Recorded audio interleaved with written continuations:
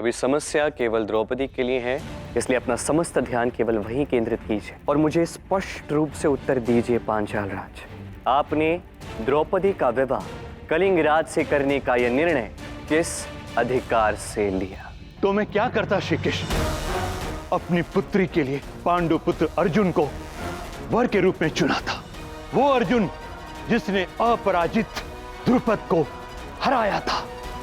वो अर्जुन जो संसार का सर्वश्रेष्ठ योद्धा था, किंतु वो लाक्षागृह के अग्नि में जल गया।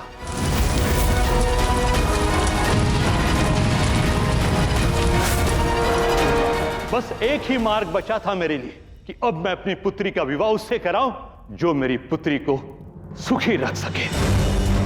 कलिंगराज वैभव से परिपूर्ण है और कलिंगराज महान महारथी है। मेरी पुत्री वहां जाकर बहुत सुख से रहेगी श्री कृष्ण। कलिंग और पांचाल दोनों एक होकर एक महाराज्य बन जाएंगे। इस व्यापार के लिए आपने अपनी पुत्री का पालन पोषण एक पुत्र की भांति किया था। शिक्षा हो, पालन हो, अधिकार हो, आपने कभी अपनी पुत्र यज्ञसेनी को अपने पुत्र धृष्टद्युम्न से कम नहीं आंका है। फिर आज क्यों? आपने उसे शास्त्र की शिक्षा दी, उसे राजपाट सिखाया। अर्थात आज के समय राज्य चलाने के लिए द्रौपदी को विवाह करने की आवश्यकता नहीं है, स्वयं राज्य चला सकती है। आपने अपने इस राज्य को महाराज्य बनाने के लिए एक राजा की भांति सोचा है, पिता की भांति नहीं। एक पिता की आजीवन क्या मनोकामना होती है? कन्यादान के समय एक पिता सदैव यही सोचता है कि उसके भाग्य का सारा सुख भी उसकी पुत्री को ही मिले। और यहां एक पिता अपना भाग्य बनाने के लिए अपनी पुत्री का व्यापार कर रहा है। यह है द्रौपदी के प्रति आपका प्रेम।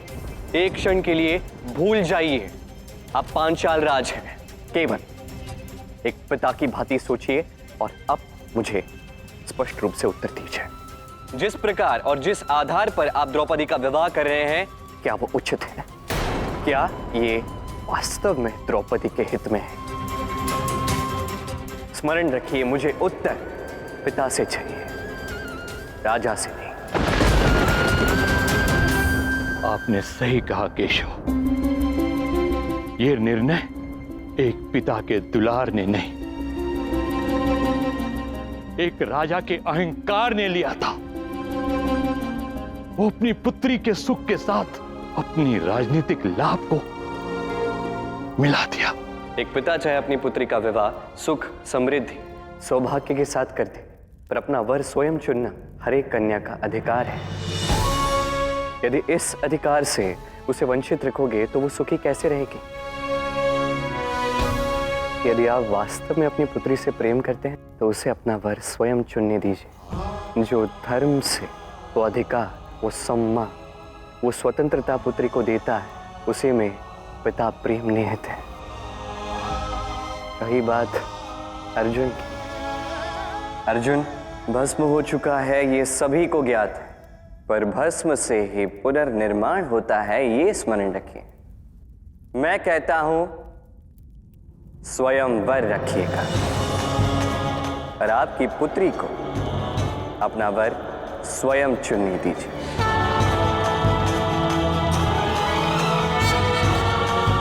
सत्य कहा आपने केशव। आपका बहुत धन्यवाद। आपने मेरी आंखें खोल दी। लेकिन द्रौपदी अगर स्वयंवर के लिए सोचेगी भी और स्वयंवर हो भी तो किसे वर चुनेगी?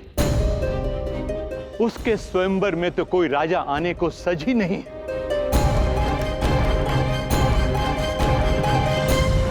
आपने अभी सारे अतिथियों को आमंत्रण भेजा, आना है या नहीं ये उनका अधिकार। मैं कहता हूं अभी आप सारे योद्धाओं को चुनौती दीजिए, द्रौपदी के स्वयंवर की चुनौती।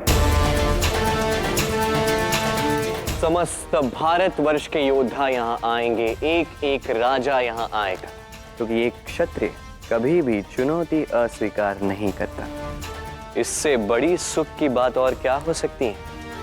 कि आपने अपनी पुत्री को वर चयन के लिए भारतवर्ष के हर एक योद्धा का विकल्प दिया। अब ऐसा ही होगा केशव। मेरी पुत्री अत्यंत दिव्य है, इसलिए पृथ्वी का सबसे दिव्य योद्धा ही उसका पति होगा। और प्रतिभा के आंकलन के लिए प्रतियोगिता तो आवश्यक है।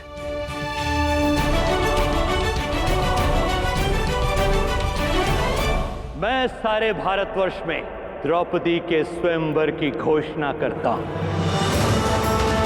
ये केवल एक घोषणा ही नहीं, एक युद्धनाद है, एक ललकार है केशव, जिसे सुनकर पृथ्वी का प्रत्येक राजा यहां पर आएगा, द्रौपदी का वरण करने के लिए अपनी प्रतिभा दिखाएगा और मेरी दिव्य पुत्री पांचाली इस स्वयंवर में स्वयंवर चुनेगी।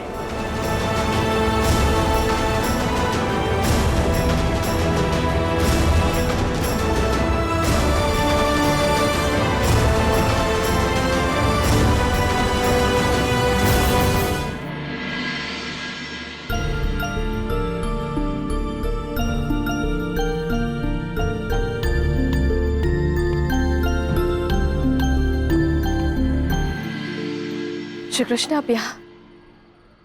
मैं कब से आप ही के खोज में थी। और मैं कब से तुम्हारी यहाँ प्रतीक्षा कर रहा हूँ।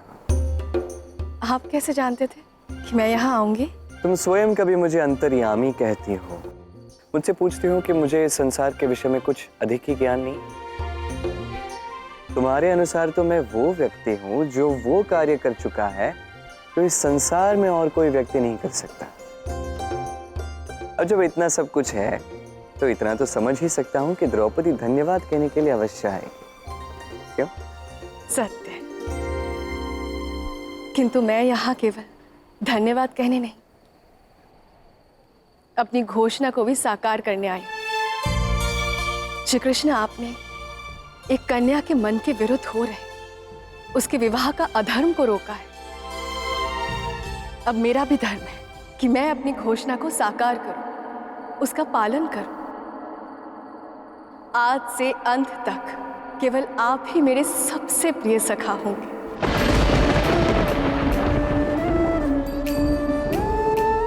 ऐसा सखा जिन्हें मैं कभी ना नहीं कहूंगी।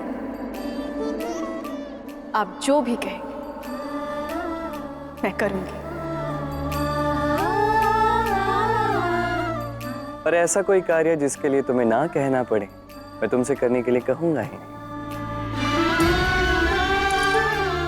सत्य कहूं, ये तो मेरा सौभाग्य है कि आज श्री कृष्ण और मैं सखा सखी बन गए। तुमने मुझे अपना सखा माना क्योंकि मैंने तुम्हारे लिए कुछ किया। मैं तुम्हें अपनी सखी क्यों मानूं? तुम भी जीवन में मेरे लिए कुछ करना, मैं मान लूंगा तुम्हें अपनी सखी। किंतु मैं आपके लिए भला क्या कर सकती हूँ? ये समय शीघ्र ही बता दे।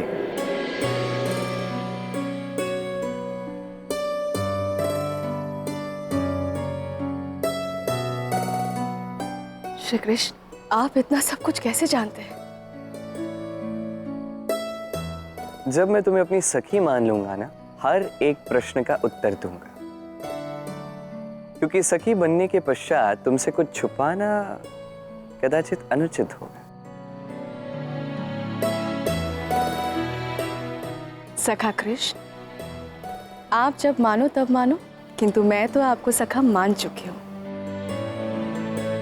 और ये अधिकार तुमसे कोई नहीं छीन सकता।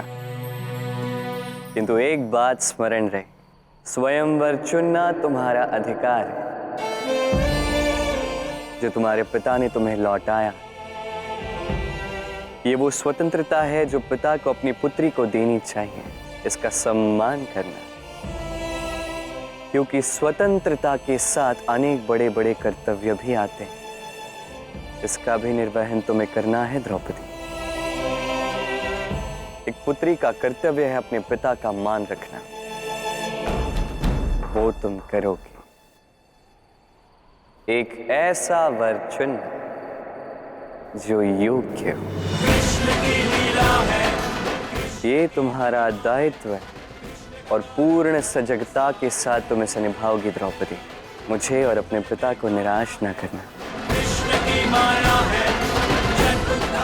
अवश्य। कृष्ण की लीला है, कृष्ण की महिमा है, कृष्ण का गौरव धर्म सार है, जन उद्धार का ये अवतार है।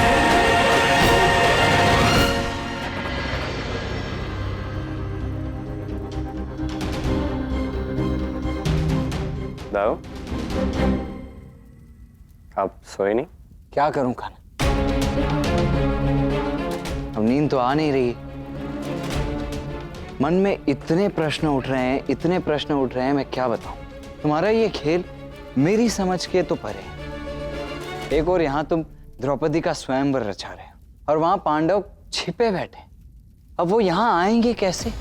चलो ये बात तो फिर भी एक और रख दो, किंतु एक बात तो पूर्ण रूप से स्पष्ट है ना कि स्वयंवर में चाहे कोई आए या ना आए, किंतु दुर्योधन कदापि नहीं आएगा।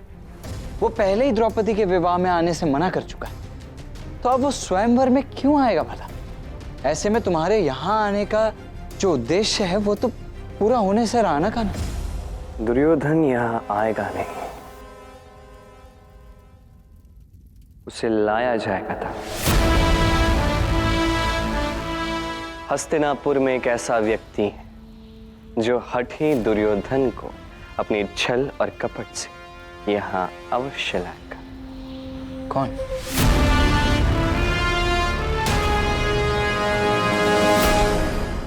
गांधार नरेश, शकुन। शकुन शकुन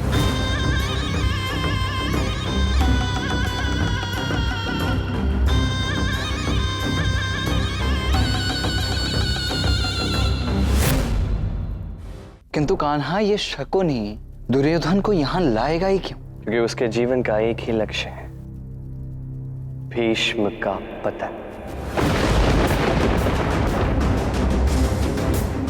कुरुकुल गौरव महाबली भीष्म का पतन, किंतु क्यों? क्योंकि गंगा पुत्र भीष्म ने अपनी शक्ति के बल पर शकुनी की बहन यानी महारानी गांधारी, इनका विवाह नेत्रहीन महाराज धृतराष्ट्र के साथ करवाया था।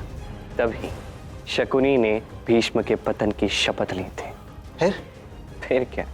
शकुनी ने वही किया जो एक सियार करता है, छल कपट। अपनी बहन के साथ हस्तिनापुर आया और वहां अपनी छल और कपट से सारे कार्य करता है। सबसे महत्वपूर्ण बात, भीष्म के पतन का एकमात्र साधन वो व्यक्ति है जो इस समय यही पांचाल में उपस्थित है, शिखंडी। महान योद्धा भीष्म के पतन का कारण शिखंडी ने, ये कैसे संभव है? अभी आपको और समस्त संसार को समय आने पर स्वयं ही पता चल जाएगा। ये धूर्त शकुनी इतना चतुर है कि समूची हस्तिनापुर की सभा और दुर्योधन को मना करके वो इस स्वयंवर में ले आ सकता है। चतुर? राजनीति शकुनी के लिए धर्म नहीं, चौसर है। और चौसर के पासे के छल कपट में शकुनी को कोई पराजित नहीं कर सकता। अपने लक्ष्य को पूर्ण करने के लिए ना ही वो धर्म देखेगा, ना ही अधर्म। और इस प्रतिज्ञा को पूर्ण करने के लिए तो वो निम्नतम स्तर तक गिर सकता है।